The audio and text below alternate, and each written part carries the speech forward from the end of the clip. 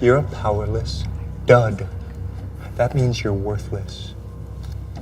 Scratch that. You're worse than worthless. I've heard this same crappy speech every day for 16 years. In this superpowered world, nothing is worse than being powerless. My parents died in a war with alien invaders. They gave me an ability book that should give me superpowers, but I haven't been able to open it. There's only one thing I haven't tried. This is just blood, okay? It's nothing to be scared of. I'm gonna be powerful enough to end my bullies, or die trying.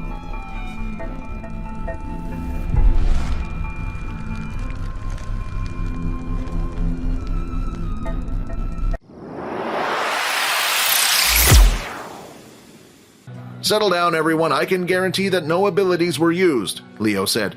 However, what Leo didn't reveal was that from the very beginning, when Quinn had stepped into the room, he could see his aura was slightly different from everyone else's. As Quinn was heading back to his dorm room, he decided to first put his stat point into something.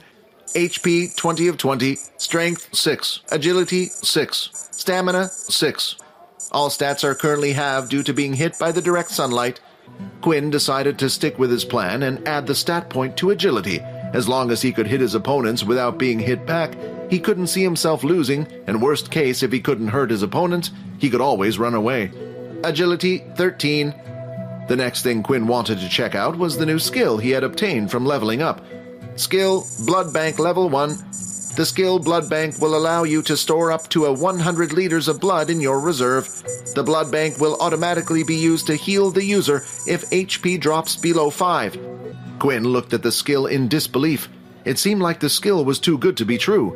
Essentially, the blood bank acted as a second life for Quinn. Quinn then took out the test tube of Layla's blood and used his Inspect skill. Skill Blood Bank. Blood Bank 10 of 100. Your hunger grows. After checking out all the information, Quinn had finally arrived back at his dorm room to see Peter and Vorden a little roughed up. "Wow, what happened to you two?" Quinn asked. "Was it the second year again?" No need to worry. This was just during our combat classes. The teacher made us do a sparring session on our first day. The three of them were exhausted from their first day of combat classes and decided to get some rest. The next day, when Quinn woke up, he was greeted with another message. "Daily quest complete, 5 EXP has been rewarded. 25 of 400 EXP. Your hunger grows. Your HP will now drop by -1 HP every hour until human blood has been consumed. Skill Blood Bank. 10 milliliters of blood will be consumed. Would you like to proceed?" "Yes." After selecting the yes option, a sweet fragrance entered his mouth. The hole he could feel in his stomach had disappeared, and once again he was satisfied and back to normal. For the next week, combat class was a normal requirement for students. "Today's lessons will be sparring once again, but this time you will pick your own opponents." "Don't worry, Quinn, I'll let you in the first one," she said with a wink. "I'm sorry about this, young lady, but I'm going to have to ask you to sit out of this one," Leo said. Leo then pulled out his katana blade and pointed it at Quinn. "Show me what you got, boy, and don't hold back."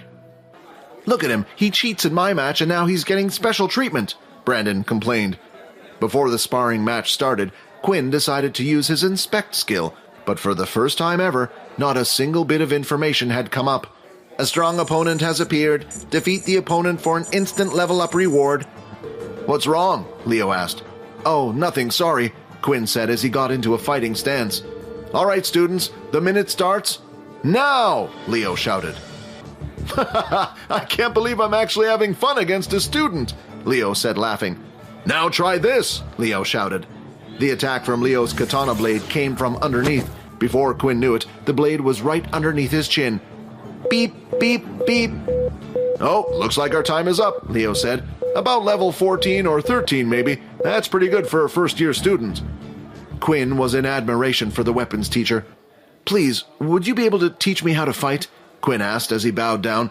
"Unfortunately, the weapon you have chosen I do not specialize in myself. There is one thing I can suggest to you. There's a popular VR fighting game that the military students from all the other schools play. The first thing you will need to do is get experience." "Thank you so much," Quinn said as he bowed down again. "Oh, and before I forget, it's been a while since I have had fun like that. As a prize, feel free to keep the gauntlets." Leo said as he walked off back to the center of the weapons hall. Do you mind if us two have a round? Brandon asked. Please, I would like to be your next opponent, Faye asked as he drew out his two short swords. I don't see why not, Quinn said. And please, begin, Leo shouted. Meanwhile, in Layla and Brandon's match, Brandon didn't seem to be doing much at all. He didn't charge in and he didn't attack. All he did was avoid Layla's arrows.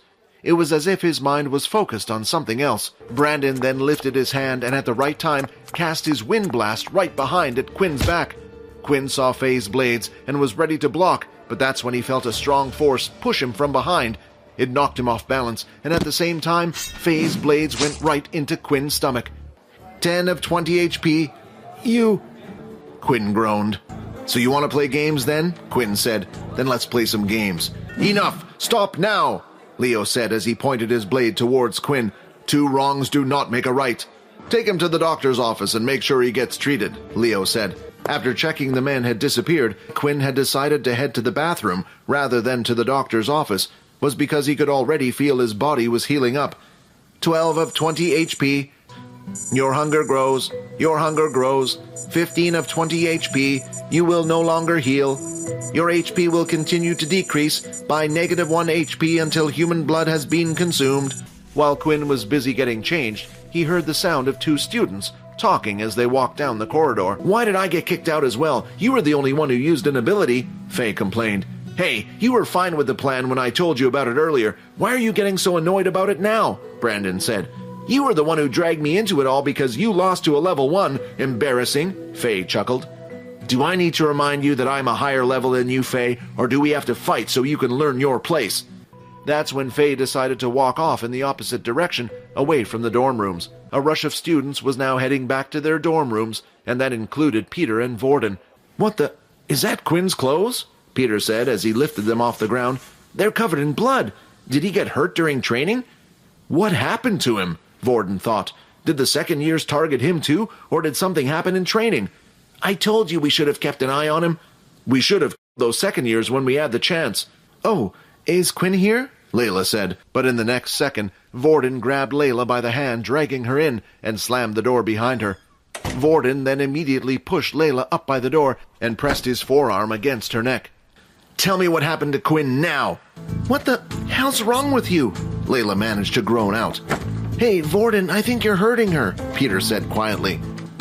The little one didn't like you, and the other one told me not to get involved, but in the end, I'm always the one that has to deal with things, Vorden said.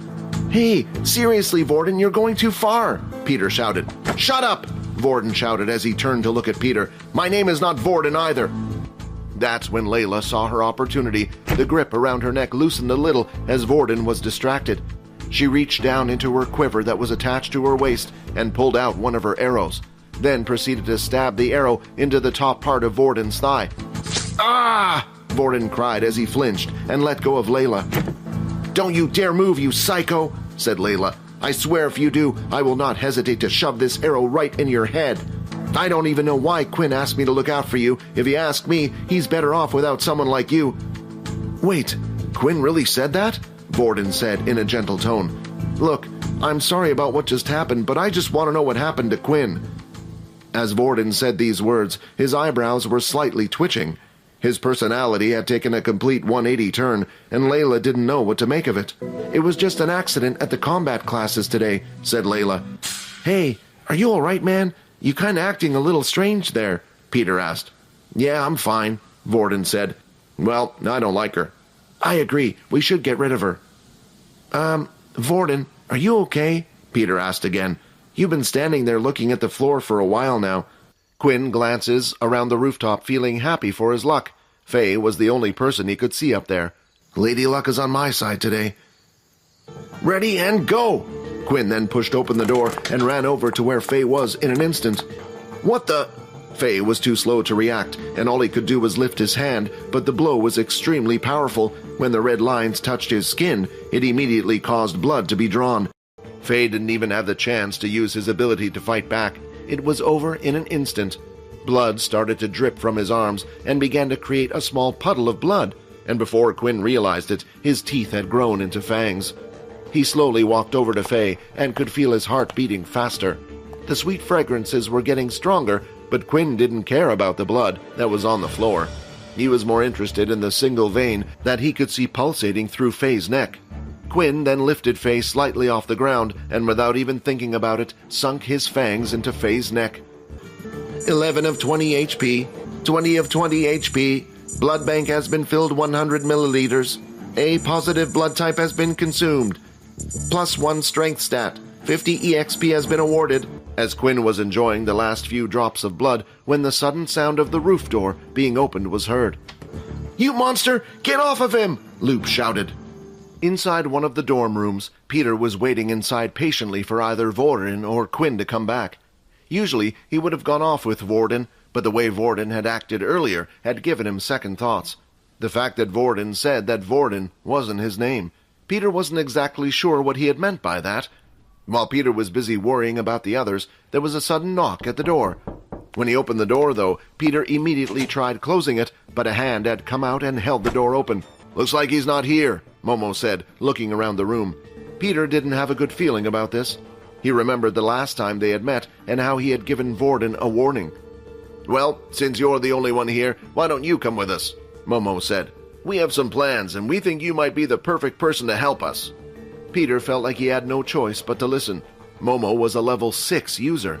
Back on the school rooftop, Loop had just arrived to see his friend being held by what looked like some humanoid creature.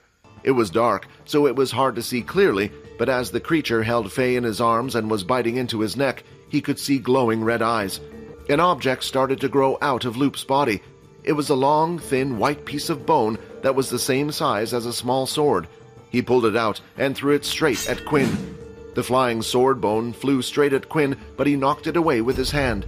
Almost straight after, another piece of bone came at him, and behind it was Loop running right towards him. In both of Loop's hands, he held 2 white bone swords and swung them down at Quinn. However, Quinn managed to grab onto both of the bone swords, stopping them in place. When Quinn tried to use his strength to break the bones, surprisingly, nothing was happening. That was because of the difference in ability level. Loop was a level 3 ability user. The special substance he was able to create out of his body was stronger than that of a basic tier beast weapon. The bone spikes had managed to pierce Quinn's body in several different places, but luckily he was able to avoid a blow to the head, and his hands were protected by the gauntlets. 10 of 20 HP. Loop retracted the bone spikes into his body and was ready for the same attack again. As he breathed in, though, he could see Quinn swipe his hand like a claw. Loop ducked down, and instead of hitting him, the attack continued to go past, and the red lines eventually disappeared into nothing. "Let's see what you're hiding under that mask," Loop said as he stabbed one of the bone swords into Quinn's foot and then lifted another one at his face. Loop was a good fighter. Quinn's sloppy skills weren't going to save him. 5 of 20 HP, blood bank auto use. 10 of 20 HP, 90 millimeters left in blood bank. 20 of 20 HP, 70 millimeters left in blood bank. 14 of 20 HP. He had thrown a total of 6 blood swipes in rapid succession. 8 of 20 HP. After defending against the first 6 attacks, Loop thought he was done, but another 6 blood swipes came straight after, and his bone swords could no longer take it and eventually snapped. Opponent has been defeated. 50 EXP has been received. 130 of 400. Quinn hated to think about how he would have fought if he didn't have the skill. Quinn then looked back at Faye, who was on the ground.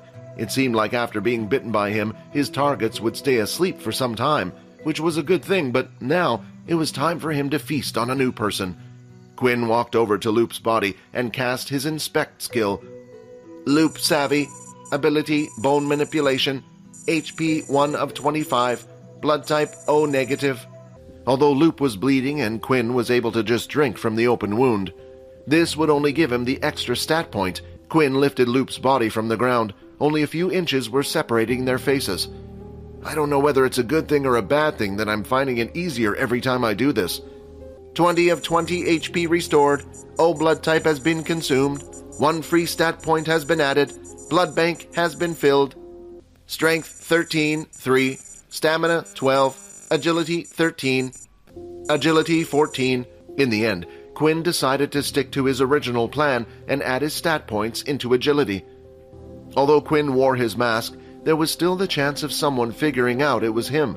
However, Quinn wasn't that afraid of them finding out his real identity. After all, the school didn't really care if Quinn beat them half to death. Actions like this were commonplace at the academy. And with no markings on their neck to prove it, they would be treated as madmen without any type of proof. While Quinn was in the middle of his thoughts, he was startled when he heard the door start to open again. Quinn moved instantly at a lightning speed to try and flee the scene, but quickly stopped when he saw it was someone familiar opening the door. "There you are," Layla said. She then looked down and noticed the two bodies on the floor. "Quick, we have to get out of here. The guards will be here any second now." "Oh no, we can't go this way." Layla then started to look around the roof. "I have a plan. Grab me and let's jump." "Are you crazy?" Quinn said. "Even with my strength from this height, I would at least break my legs, and even if I can heal, I still feel pain. Just trust me, come on, I can use my ability." Quinn quickly lifted Layla with both arms, despite his protest. "I'm counting on you," Quinn muttered as he leapt off the building. "Hey, that was pretty cool. You can fly?" Quinn asked, stunned. "No, my ability isn't that strong yet," Layla replied. "At most, I can only slow us down. Come on, let's head back to our rooms. A lot of the students have already formed their own groups and gangs to protect each other. Why don't you create your own group? That's not a bad idea, especially if in the future we get targeted even more. Maybe I should ask Vorden if he knows anyone." "That crazy guy? I told you he was bad news, Quinn." "What, did something happen?" "It's best if you hear it from your friend Peter. Maybe then you will realize how bad it was. After all, he saw the whole thing. How can the school just let these sorts of things happen? Surely there's a better way," Haley thought. As she went to check up on Faye, she noticed he was now sleeping calmly. However, when she looked at Loop, something had caught her eye that concerned her. In a certain spot on the boy's neck, there were two small puncture wounds similar to that of a snake bite. Haley then tapped her watch and waited a few moments for it to connect. "Hey, General, I believe there might be a stray beast roaming around the school." "What? That's impossible. We have seen no signs indicating the presence of one," the voice on the watch replied. "But there have been some strange signs on two students. I'm a little bit worried," Haley said. "Please, for me, would just investigate it?" Fine, whatever you want. How can I say no to my daughter?" Two military men came rushing in with another student on their back, soaked in blood. "Hurry, the student is in critical condition," the guard shouted. They quickly placed the student on the bed, and Haley quickly got to work. She tried and tried to use her abilities, but it was useless. The student was already too far gone. He had died. Haley then tapped her wristwatch once again to open up a digital report log. Report, confirming the time of death 9:30 p.m., a first-year student named Brandon Richardson. When Quinn had arrived back in his dorm room, he was surprised to see that neither Vorden or Peter seemed to be there. "It's nearly curfew time. I wonder what they're doing out so late." A few moments later, and Peter was the first to arrive back in the dorm room. He slowly entered the room and didn't even acknowledge the fact that Quinn had returned. He walked slowly over to his bed and placed the quilt over his head, slightly shaking. Then, soon after, Vorden had arrived. He could see a bulge wrapped underneath the sheets on Peter's bed.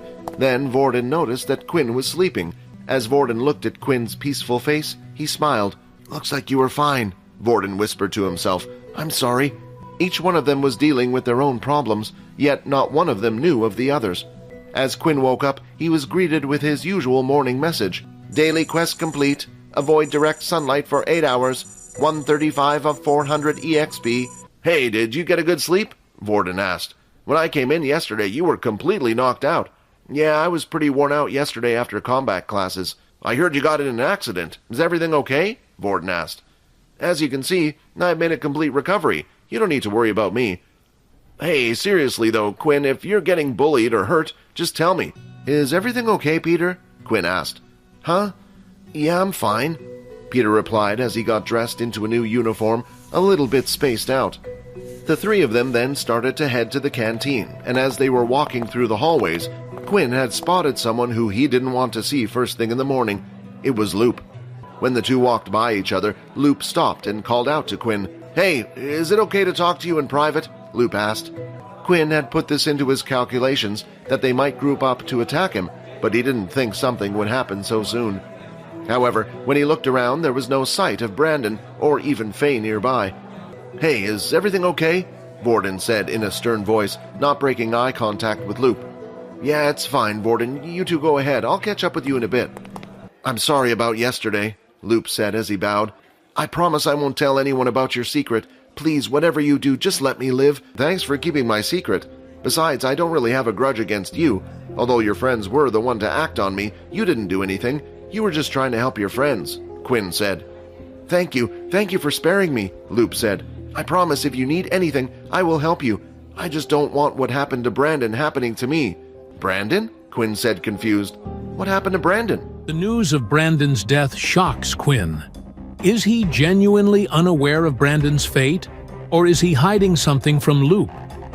How will Quinn navigate the tense situation between Layla and Vorden? Who is the mysterious entity Vorden is conversing with?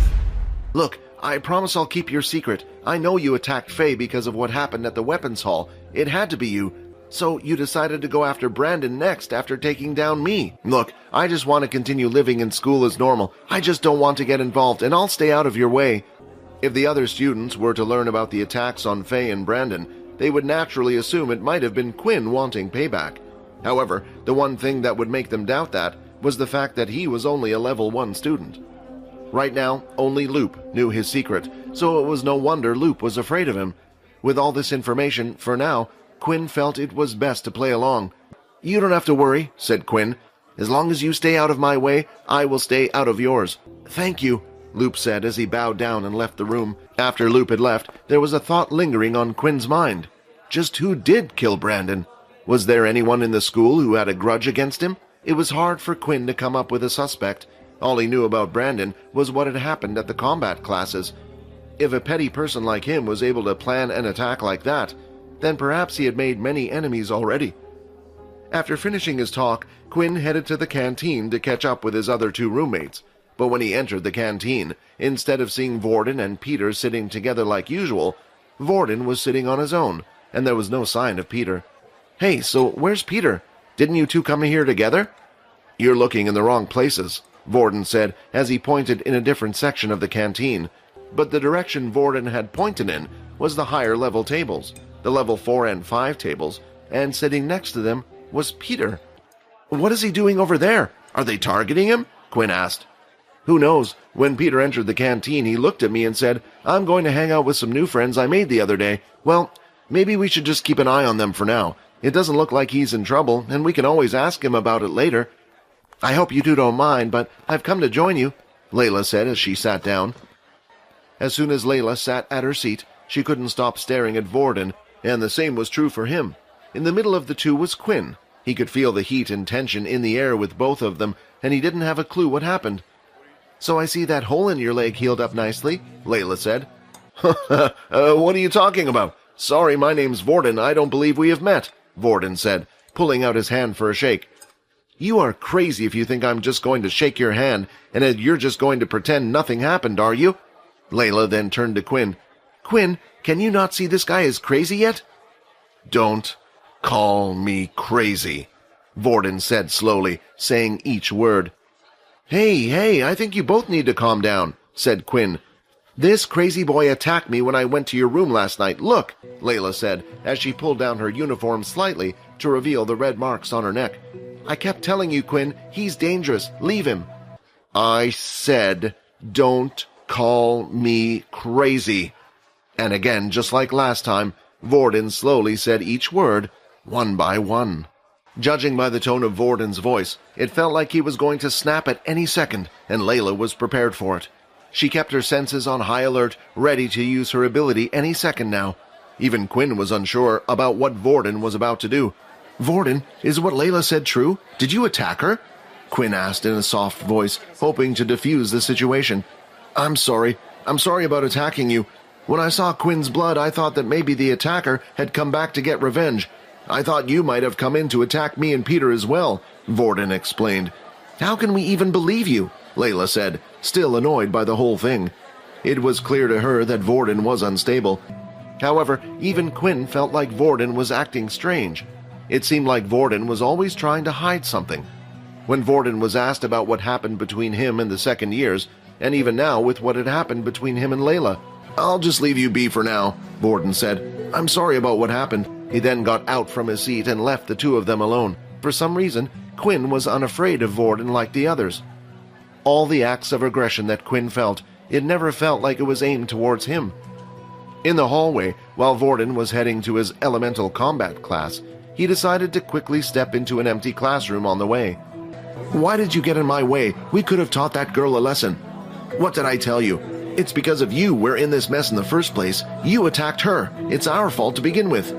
"Fine, but you understand that if you keep suppressing us, the little one's anger will only build up. The more he thinks Quinn is trying to get away, the angrier he will be, and then when he takes over, there's nothing me and you can do. I won't let it get to that point. I'm sorry, Quinn, for getting you involved in this, but you were just unlucky the little one chose you."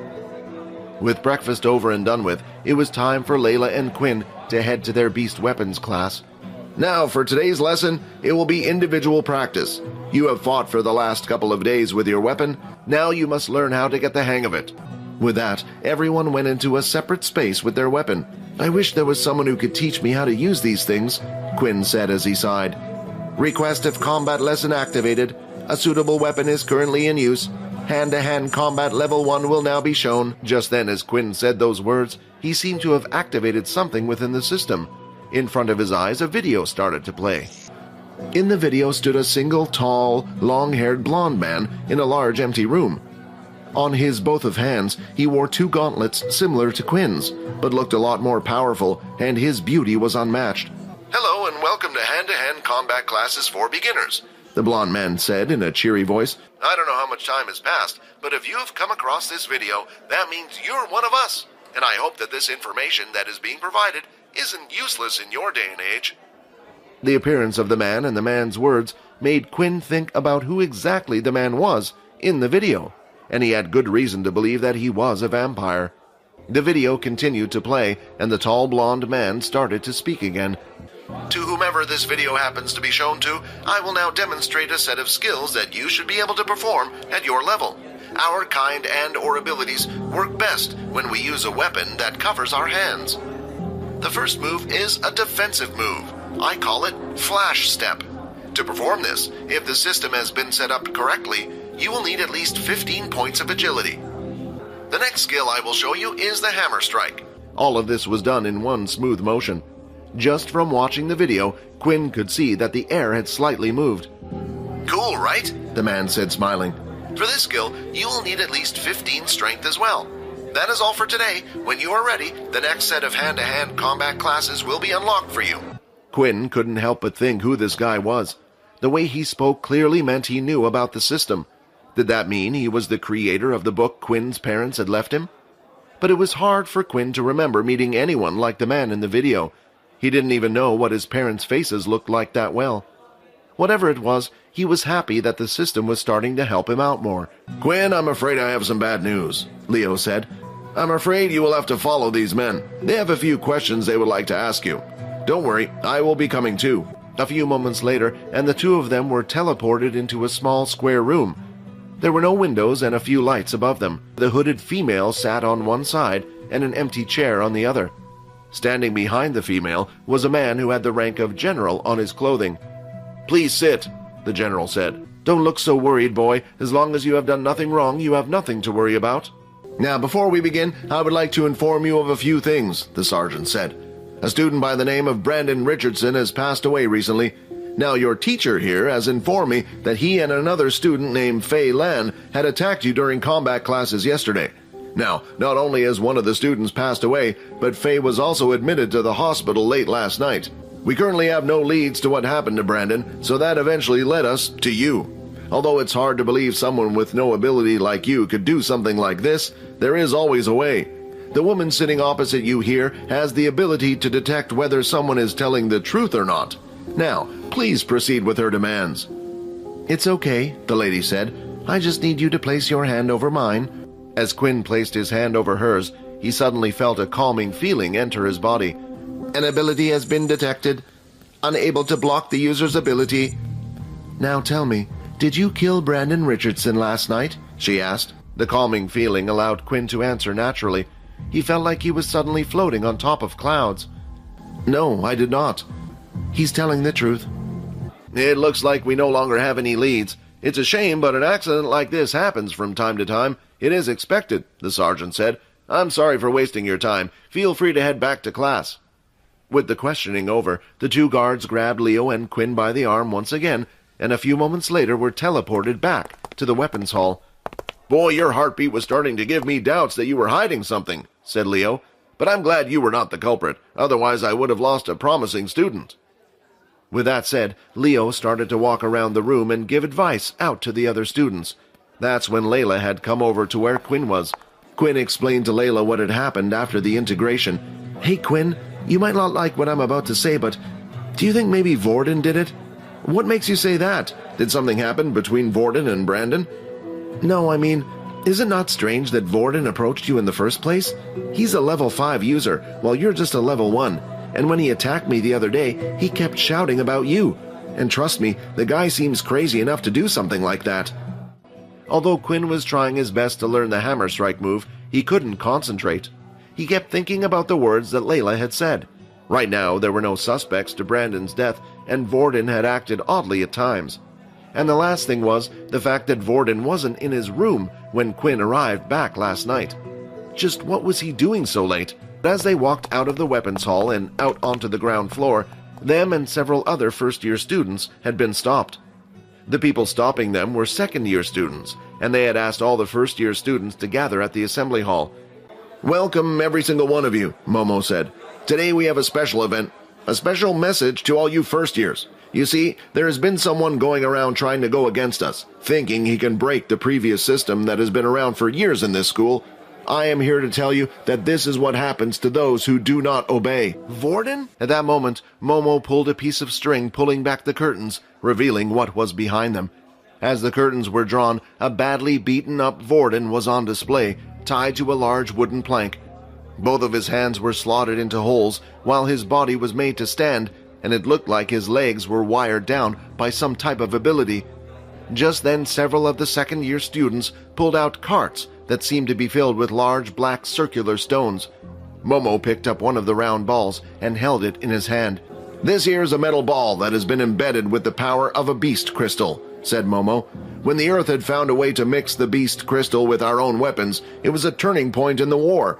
But what they don't teach you as first years is that beast weapons need to be activated with your ability. Once activated, they can give out extra power. The higher the beast crystal used to make the weapon, the higher the power. So us second years have decided to give you from the beast weapons class and some of you other first-year students a shortcut. Today, we will show you how to activate a beast weapon using these balls." That's when a first-year student raised his hand to ask a question. Excuse me, but does any of the teachers know about this?" Then a second-year student had come from the side of the assembly hall and immediately punched the student who asked the question in the face. The second-year student repeatedly punched the person until he eventually passed out. "Are there any more questions?" Momo asked. The first-year student stood there silent in fear. Now, usually your weapons wouldn't change color when activated, but as I said earlier, these balls are you just for the sake of helping you learn how to activate your weapons. Once the color is changed, that means it has been activated and its strength is increased. Now today, we will be practicing target hitting. The board here is special, you see. Even a bullet wouldn't be able to penetrate through it. Only the power of a beast weapon can. So today's lesson is to throw the ball and hit the target. Simple, right? The second years are only doing this because they know they can get away with it. They have been here longer than us. Oh, I almost forgot. The crazy boy here has been targeting us second years one by one, thinking we wouldn't notice. How could they do something like that? Quinn, go call Leo. If it's him, he might stop this mess. But as Layla turned around to look at where Quinn was, he was nowhere to be seen. "Pick me. I don't mind having a little try," Quinn said with a smile, standing at the front of the students. As Quinn volunteered himself next, Momo couldn't help but think he was up to something. He knew the two of them were friends, so why would he volunteer? Quinn started to look around at all the second years in the room. There were a total of 8 second-year students, standing by the edge of the hall, 4 on each side that had around 50 first-year students surrounded. There were also 2 students by Vorden, 1 on each side of the board. These students were the weakest of the bunch. It was unlikely that any of the first years would help Quinn out, and even the strongest first year in the room was Erin, and even she was a level 5. It was no wonder, even though the first years outnumbered them, they were afraid. As Quinn held the ball in his hand, a message had appeared. Basic tier beast weapon, round ball. Would you like to activate? Strength of weapon will increase by 5%. Activate. The black ball started to glow. It glowed brighter than any of the balls the other students had held before. How is that possible? He was able to activate the basic tier weapon fully, Momo thought. Wasn't he just a useless level 1? Why do we have these powers? Quinn said out loud. Isn't it to protect ourselves? To fight those who harm our friends and family? Quinn, no, don't. What are you doing? Vorden mumbled, but was unheard. I have taken a beating my whole life, and I was weak back then. What do I care if I take another beating now? Quinn then chucked the ball, using all his strength as hard as he could. Instead of the ball hitting Vorden, though, like everyone suspected, it landed straight in the student's stomach, standing by the side of the board. The power was so strong that the student was lifted off his feet and knocked out in one blow. 50 EXP gained, 175 of 400 EXP. What the hell are you guys doing standing there? Get him! Momo shouted. Quinn knew there wasn't much he could do against all the second-year students, so he wanted to create as much havoc as possible. The 2 level 4 students who stood by Momo's side started to come towards him, but instead of Quinn running toward them, he suddenly ran toward the crowd of first years behind him. He bent down and picked up 2 more of the black balls on the floor and started to head for the weaker students around the side, while weaving in between the first-year students. Then, when he was within distance, he had found his targets, the weak level 2s who were standing by the side. Once again he threw out another 2 black balls, aiming for them at full strength. One of the students managed to avoid the black ball, but the other wasn't so lucky, getting hit and knocked out. 50 EXP gained, 225 of 400 EXP. This was Quinn's plan. So far, every level up, Quinn was able to obtain an ability. He didn't know what he would get, but he sure hoped it would help him win the fight. What are you guys doing? To anyone who manages to hit or capture that guy, they will be free from any form of punishment, Momo said. Why should we listen to you? Layla said. Just a second ago you dealt with one of us for asking a question. Who knows whether we can trust you or not? Fine, you don't want to help? Attack them all! Just then, the 2 level 4 students who were chasing after Quinn no longer cared about injuring the first years. But before it could even reach any of the students, an ice ball was shot out and froze the water attack in place, causing it to fall to the ground. I wasn't going to get involved, but you guys attacked me first, Erin said. Ha! Even if you're a level higher than us, do you really think you can take on 2 level 4s? Just then an arrow came shooting out, aiming for one of the students, but before it could reach him, an earth wall was raised. She won't be alone, Layla said. With Layla and Erin distracting the other high levels in the room, Quinn felt like this was his chance to deal with the rest of the level 2s. Out from the side, a long, thin object came lashing out at him. It was too fast for Quinn to react, causing him to be hit across his body. Not only did the attack pierce his chest, but it also sent him tumbling to the ground. 13 of 20 HP. You have caused so much trouble, Momo said. I don't know how you can activate the beast weapon so well, and your surprise attacks seem to work, but you will always be a weak level 1. Before Quinn could even get up, he was already surrounded by the other 6 second-year students. Vorden, watching the whole thing from the board, felt useless. I have to help him. He's only getting hurt because of me. This is all my fault, Vorden said. If you want to help him, then let me take over, a voice said in Vorden's head. Inside the assembly hall, there was one boy who was unsure of what to do, and that was Peter. He had been there the whole time from the very beginning, but chose to hide in the crowd so he wouldn't get picked. When he saw Quinn come to the stage to try to help Vorden, he felt even more guilty. Why? Because the whole reason Vorden was tied up on the slab in the first place was because of him. The other day when the second years came to see Peter, they had come with a proposal. Help them get Vorden to come to the assembly hall, and he would be protected by the second year. Of course, Peter felt like he had no choice. If he refused the second years there and then, they would have tortured him until he agreed anyway. So what was the use of fighting back if the end result was the same? Meanwhile, at the center of the assembly hall, Erin and Layla were busy confronting the 2 level 4 students. Hey, do you mind if we switch? One of the second-year students said. My water abilities are weak against her. I see you want a level 2 user, huh? The other student replied. Oh well, just finish her off quickly. With that, the 2 second years charged in for the attack. The water ability user went after Layla, while the earth user went after Erin. As the Earth user got closer, he stomped the ground, and a spiked earth mound followed, heading right for Erin. However, he didn't have much time to think. With her other hand, Erin had formed an ice spear and threw it towards her opponent. Suddenly, he felt his legs start to feel cold.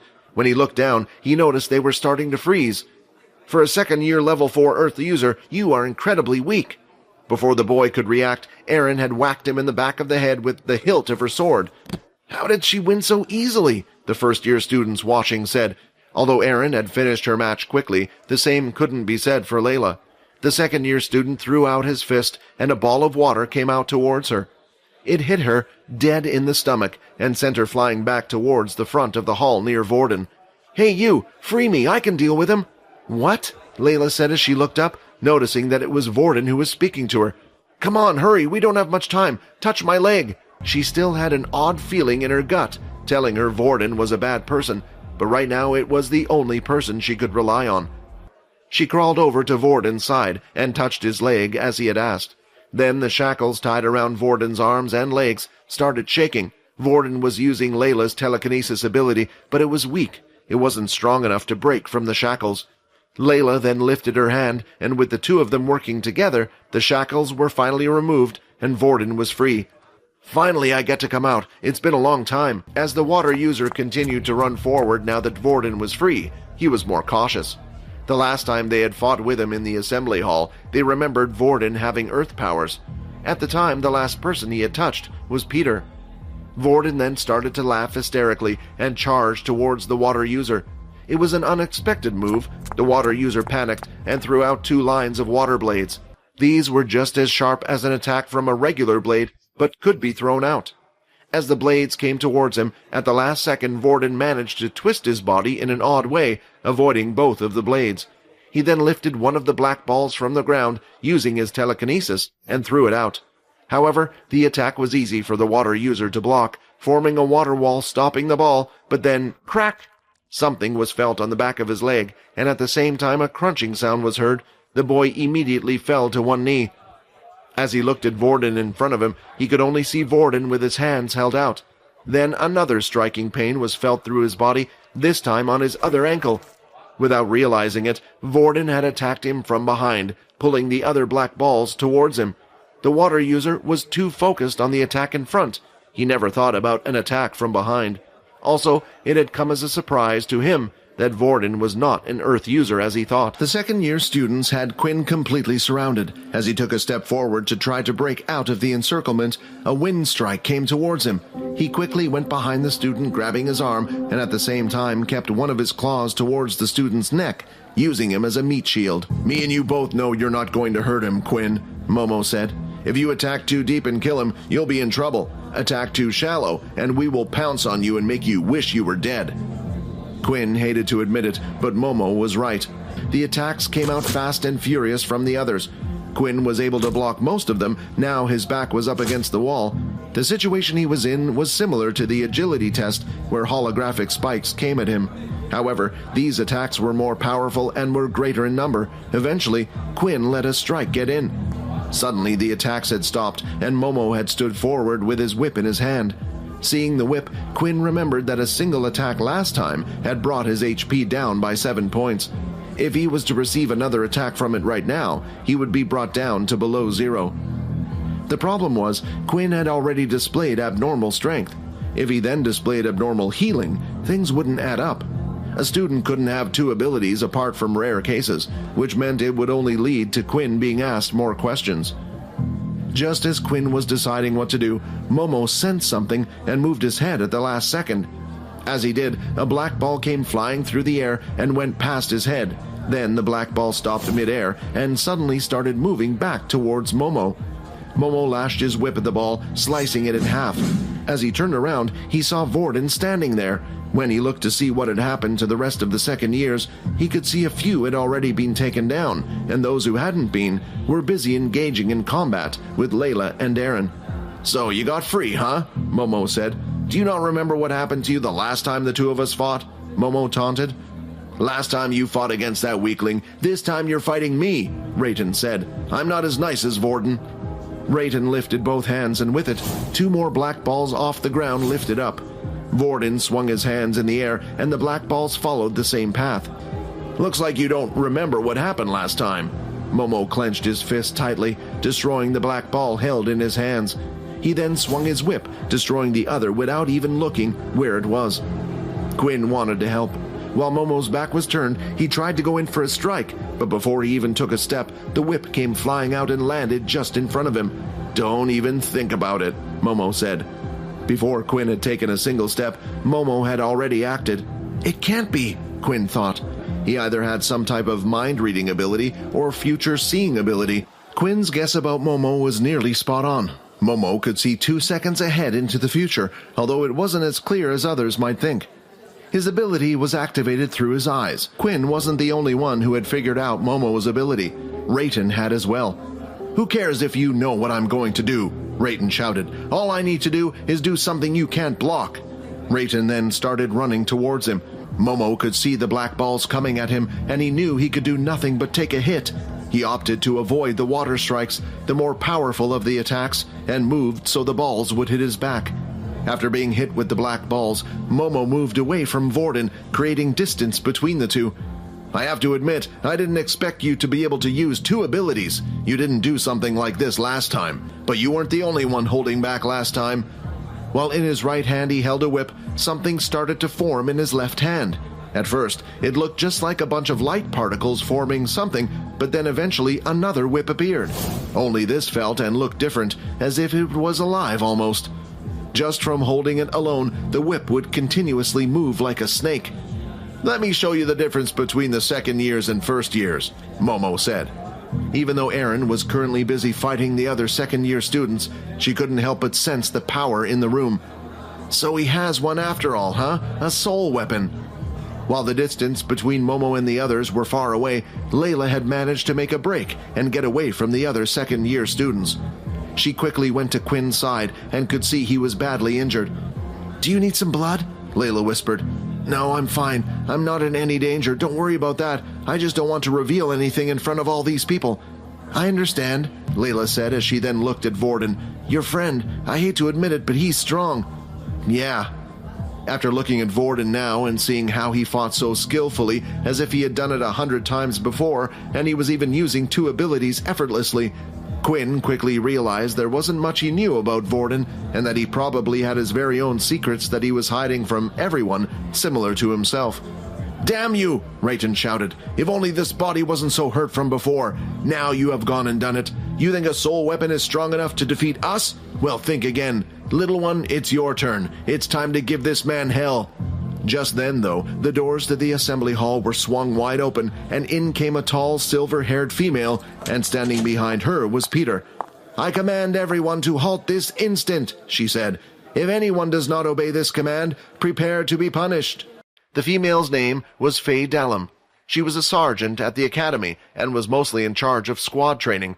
"Those of you who are injured go to the doctor's office to be treated immediately, while the rest of you head to the dorms and stay inside until you are called out again. Do you understand?" Faye said.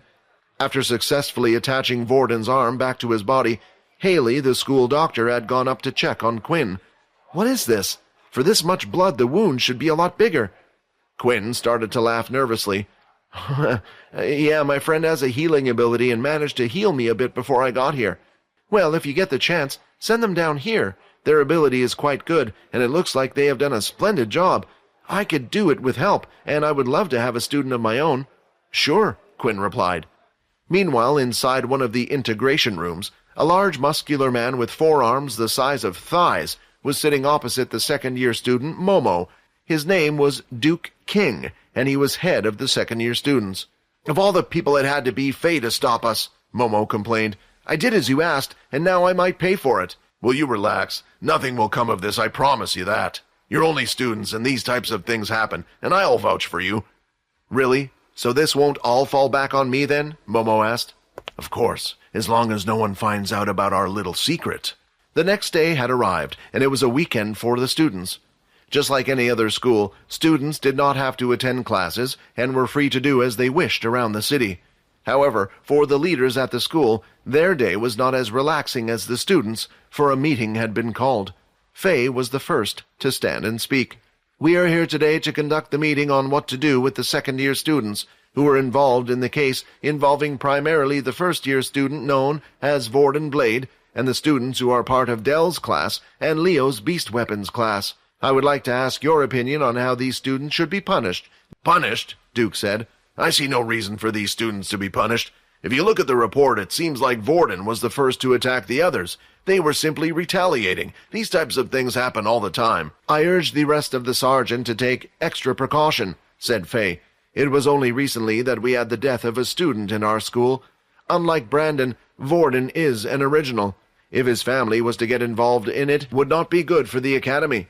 How is the preparation for the portal outing coming along for the first-year students? Leo asked. Yes, everything has been all set up, Nathan said. A green portal has been selected for the students to go through, and the base has made preparations for their arrival. It should all go smoothly next week. Do you know what planet the expedition will take place on? Leo asked. It's best to ask your students to pack some sun cream and their sunglasses, as they will be arriving on the planet Kaladi. Planet Kaladi, a planet that was mostly covered in desert and contained low-tier beasts. Kaladi contained a 72-hour cycle. The three of them then proceeded to head into town. They went ahead and grabbed some food, watched a movie, and had a good laugh, but as they were outside, Peter spotted a group of high-level first-years he had met before. Hey guys, I just remembered that I promised to meet up with a few people from school tonight, said Peter. It was great hanging out with you guys, but I'll see you when you get back to the dorm. Vorden looked at Quinn, realizing that they both thought Peter's words sounded suspicious. Took you long enough. The student standing in front of the group had a scar on his chin, and his name was Earl. What the hell do you think you were doing calling the teacher the other day? Now Momo and the others are giving us a hard time for relying on you. Now, we have another job for you, Peter, and you better do it right this time, you understand? Peter then shook his head. He had already decided that no matter what, he would never betray Vorden or Quinn again. What, are you saying no? Do your thing, Jerry. Then Jerry placed his hand on top of Peter's, and slowly a warm feeling was felt, and the bones in Peter's fingers were starting to take shape. They reformed to what they once were, and he had been healed. He grabbed Peter's fingers again and repeated the process again and again. Without him realizing it, he no longer wanted to feel the pain and nodded, agreeing to their request. Good, Earl said. Now this time, you better do it right, and be sure not to involve anyone. With Peter gone, that left Quinn and Vorden on their own. They were currently walking down the high street, which was full of clothes shops and restaurants. Students only received 10 credits a day as an allowance, but that didn't stop their parents from sending them extra money while they were in school. The richer students were free to spend and buy whatever they liked, and sadly the richer students were usually the stronger ones as well. Although the city didn't open up to any regular civilians, it was still open up to all the workers. The city was full of military personnel, but not all of them were soldiers. There were still cooks that were needed, admin staff, engineers, building workers, and even general people who would run the shop, and in return were given nice living accommodations and didn't have to worry about life on the outside world. So although they worked for the military, they weren't required to be relied on for fighting unless absolutely necessary. While the two were walking, Quinn couldn't help but think back to the fight between Vorden and Momo. Hey Vorden, I know you said your ability resets every day, but you never said you could wield 2 abilities at once, Quinn asked. Didn't I? Vorden said with an awkward smile. Well, there are some in my family that can even hold 3. Really? So how does it exactly work? Well, if I told you our family secrets, Quinn, you would have to become a part of our family. Either that or I'd have to kill you. For a second there was an awkward silence between the two, as Quinn wasn't sure if Vorden was joking or not. Relax, will you? Vorden said. But yeah, I honestly can't tell you anything. You know, Originals rules and all. Vorden belonged to one of the original families that had decided to keep their ability within their family, meaning the only people that knew how to copy other abilities were the Blades. Of course, Vorden wasn't allowed to talk to anyone about their ability. Yeah, sorry about that, but if you don't mind me asking, if you copy an ability you've never received before, how are you able to fight with them so well? Let me show you something, Vorden said. The two of them continued to walk down the high street, which was filled with shops, until Vorden eventually stopped just outside a game store. The two of them headed inside, and there were all types of games filled on the shelves. At the very back of the shop was a VR pod for people to test out before they bought anything. Just like everything else, even the gaming technology had improved significantly after the war. Then Vorden pointed at the VR capsule. "You see that thing? I grew up playing on that." "What?" Quinn thought. But then Quinn remembered Leo mentioning something about a VR game that was popular between students. He said if he wanted to get fighting experience, it would be good if he played a certain game. Is this what he was talking about? There's a popular game played in the outside world and within the military schools called Power Fighter. The game is simple. It gives you an open, empty room and the two of you fight until one loses. Although it sounds simple, the game itself is used to help people train. The VR capsule can record all attributes of your body. Anything you do in the real world, you can do in the game. The only thing that it can't do is record your ability. Vorden then walked up to the capsule and touched the front of the capsule where there was a round ring. A holographic display appeared with the game's setting on top. Vorden then placed his hand on the holographic display and a notification sound was heard. "Welcome, user ID VB copy," the machine said. As Vorden logged into the game, his user ID's information could be seen, along with a dummy model of his fighter, which looked nothing like Vorden. It displayed the total number of fights Vorden had and how many wins and losses. Although Vorden quickly went from that screen on to another, too quick for Quinn to see anything. Then Vorden was suddenly on an ability tab. The list seemed almost endless. "Wait, I thought you said the game couldn't record your ability," Quinn asked. "It can't, but so the game was even more realistic, and so it could be used as a training tool, it uploads into its database every ability that is shared out there in the world that we know today. Of course, only the ones that are made public. So original abilities and abilities that have yet to be discovered aren't on this list, including my own. However, I can select any ability I want. Even if I can't perform it in the real world, I can practice with it in the game." Quinn finally understood how Vorden was able to become well adverse with multiple different abilities. This was something that would only greatly benefit someone like him, who was able to use whatever ability he wished. Most people who were playing the game would want to get stronger and better at using their abilities. That meant they would usually only select their own ability, which was the point of selecting something that you could never use in the real world unless you just wanted to have the experience. "The game is actually very popular with the other military schools," Vorden continued to explain. "So much so that the military has designed its own servers so it only connects to other schools, but you can also just play with the outside world as well. Before you enter the game, you can even input your power level. This way it will match you with those people around the same level. People can lie about their level, but those types of people will never get better at fighting, bullying those weaker than them all the time." Quinn then walked up to the capsule and started to inspect it. It sounded amazing and was exactly what Quinn needed. This way he was able to practice against other students without others realizing it was him. Then when Quinn lifted up the tag on it, there were more zeros on the thing than he had ever seen before. There was no way he could afford such a thing. Maybe some of the other students who could be sent credits from their family, but not Quinn. Vorden started to laugh. "Don't worry about it. You don't need to buy one yourself. The academy has a room full of them." "Really? Come on, let's head back and give it a go." The sun was starting to set outside, so it was just the right time for Vorden and Quinn to head back to the academy, and when they did, they immediately went over to the VR room.